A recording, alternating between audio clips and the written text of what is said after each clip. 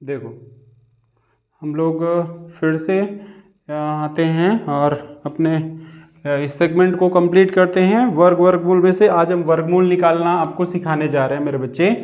बहुत बहुत नमस्कार, बहुत बहुत धन्यवाद सबका आस्था का इतना सपोर्ट करने के लिए। हाँ, बीच बीच में ये बात कहना ज़रूरी है। देखो इसका वर्गमूल पूछा हुआ है बच्चे, 3969 दिया हुआ है, इसका वर्गमूल निकालना है। बहुत आराम से बता रहा हूँ। जिसको लगता है कि आप बहुत कमज़ोर हैं तो आपको बहुत अच्छे से पूरी बात समझ लेनी है और 2-4 सवाल अपने आप से बनाने हैं।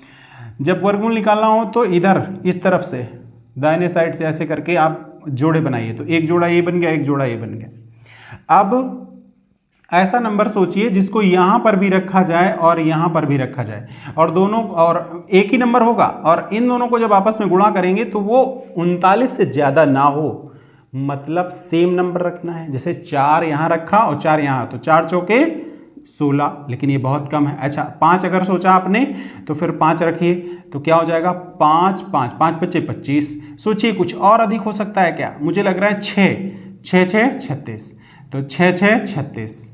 यहाँ पर आपने इसको उतार लेना है, 36 हो गया। अब इसको माइनस कर लें, 9 में से 6 निकल गया 3, और यहाँ क्या हो गया 0।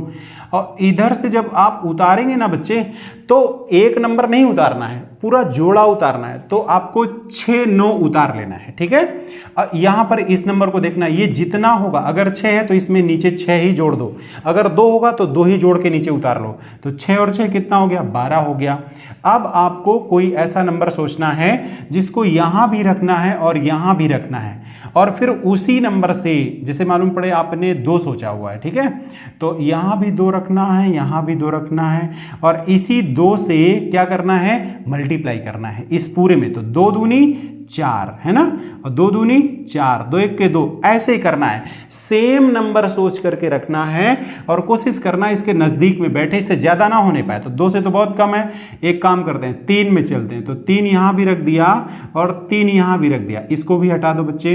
तो 3 त्रिका 9, 3 दूनी 6, 3 1 के 3, ओहो पूरा पूरा कट गया। मतलब ये किसका स्क्वायर लिखा हुआ था? 63 का।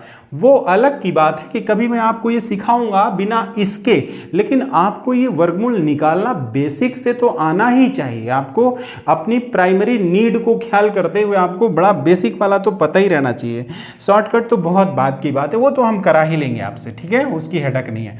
अच्छा अब इसको आ जाइए, इसका वर्गमूल बताना है बच्चे। तो ये ऐसे करके जोड़ा बना दिया आपने, क्लियर है ना बात। अब यहां पर ये 4 चौके 16, 4 रखा 4 रखा, कितना हो गया 16। घटाया आपने इसको तो 17 में 16 गया, 1 आया, और जितना है उतना ही जोड़ा, तो 4 और 4 क्या हो गया 8 हो गया।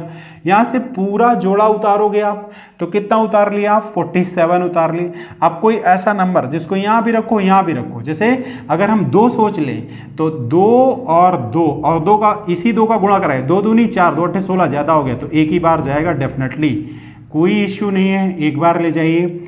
1 का गुणा कराइए इसमें, 1 1 के 1, 1 8 बार में 8। अब घटाइए इसको, तो 7 में से 1 गया 6, और 14 में से 8 गया 6। क्लियर है ना बात।